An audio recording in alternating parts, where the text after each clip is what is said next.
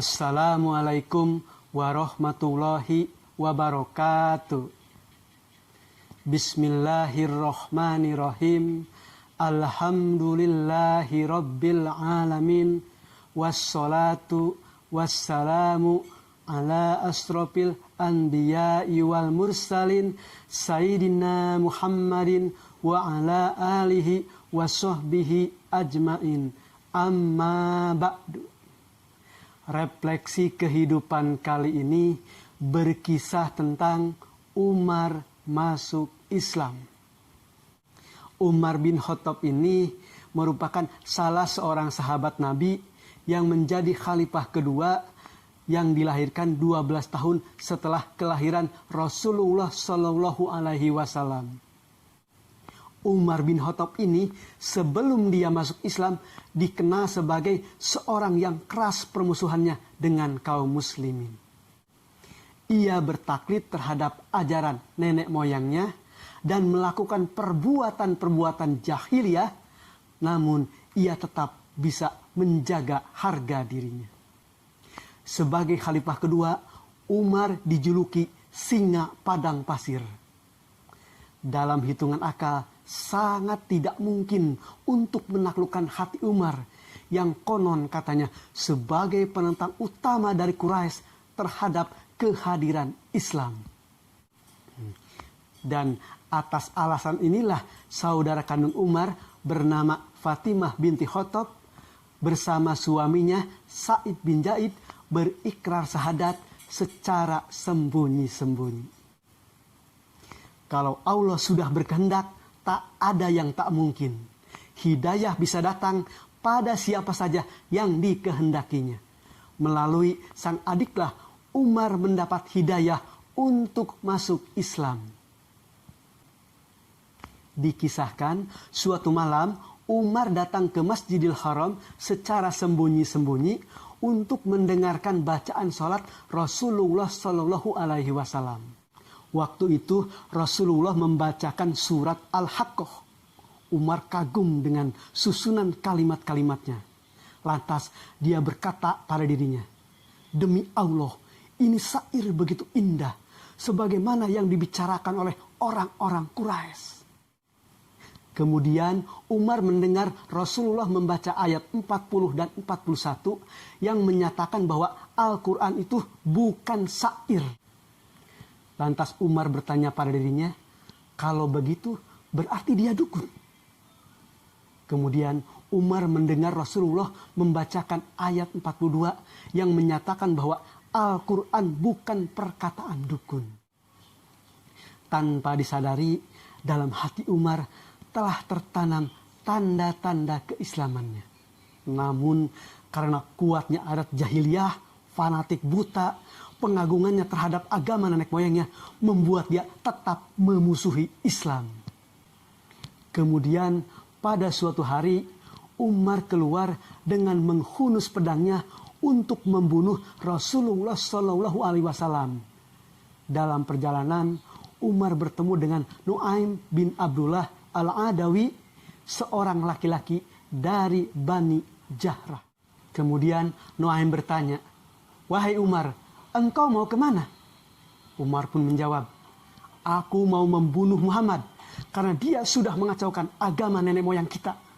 Nuaim kaget dan bertanya lagi, "Bagaimana kamu akan aman dari Bani Hashim dan Bani Jahrah kalau kamu membunuh Muhammad?" Maka Umar pun menjawab, "Tidaklah aku melihatmu, melainkan kamu sudah meninggalkan agama nenek moyangmu."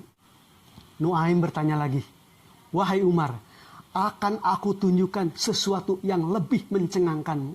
Tidakkah engkau ketahui bahwa adikmu dan suaminya telah meninggalkan agama yang kamu yakini?" Umar kaget dan bertanya, "Kata siapa?" Nuaim menjelaskan, "Kalau engkau nggak percaya, temuilah adikmu di kediamannya." Mendengar itu, Umar marah besar, jiwanya penuh emosi. Kemudian dia mengurungkan niatnya ke tempat Nabi dan mengalihkan tujuannya ke kediaman adiknya, yaitu Fatimah. Sampai di depan rumah Fatimah, Umar mendengarkan alunan ayat-ayat Al-Quran.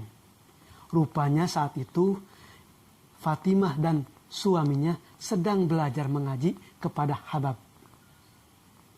Umar mendengarkan seksama, kemudian baru memanggil adiknya. Fatimah, Fatimah. Mendengar suara Umar, semua yang di dalam kaget. Habab seketika langsung sembunyi. Umar pun masuk dan menanyakan apa yang didengarnya. Fatimah dan suaminya menjawab, kami tidak sedang membicarakan apa-apa. Umar berkata, bohong. Rupanya kalian sudah keluar dari agama nenek moyang kalian. Fatimah menjawab, wahai Umar, apa pendapatmu jika kebenaran itu berada bukan pada agamamu?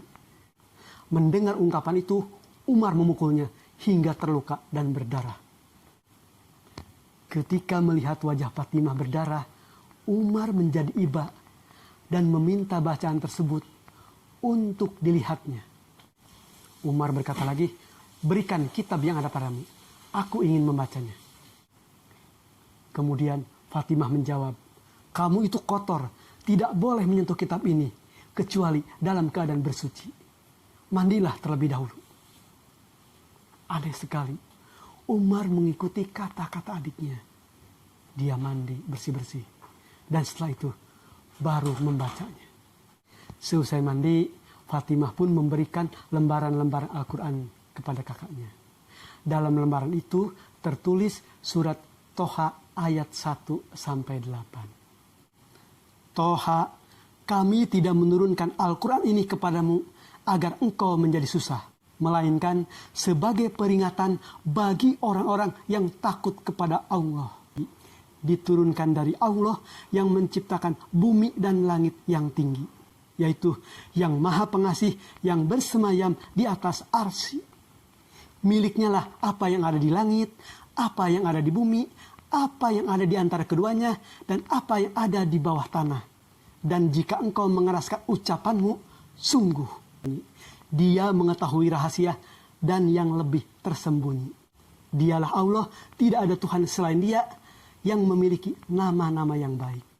Di luar dugaan, setelah membaca bacaan itu, hati Umar menjadi luluh. Dalam hatinya berkata, begitu indah dan mulianya kalam ini.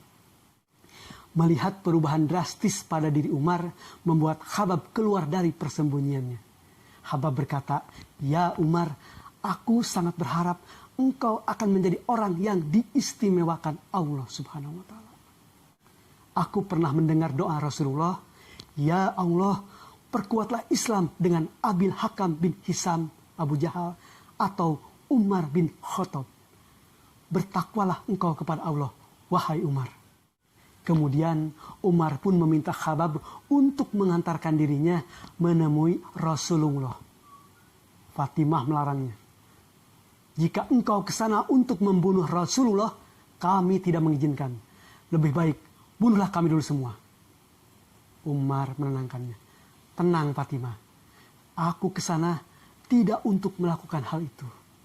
Maka akhirnya Umar dan Habab pun pergi ke tempat Rasulullah berkumpul, yaitu di rumah Arkam. Sampai di kediaman Arkam, di mana Rasulullah berkumpul, Umar pun mengetuk pintu.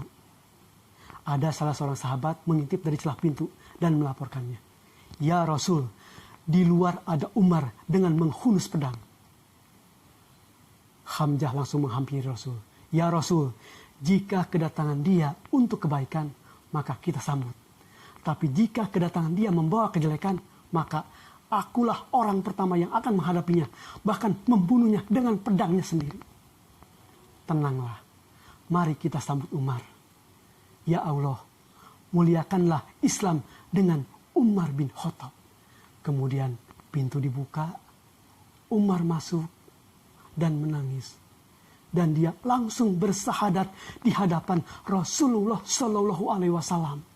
Seisi ruangan itu bertakbir, Allahu Akbar, Allahu Akbar. Suasana yang tadinya tegang menjadi terharu dan menggembirakan. Dan sejak saat itulah Islam mulai bangkit, Islam mulai jaya. Dan Rasulullah pun mulai berani berdakwah secara terang-terangan. Maha suci Allah dengan segala firman. Demikian Kang Dedi berkisah.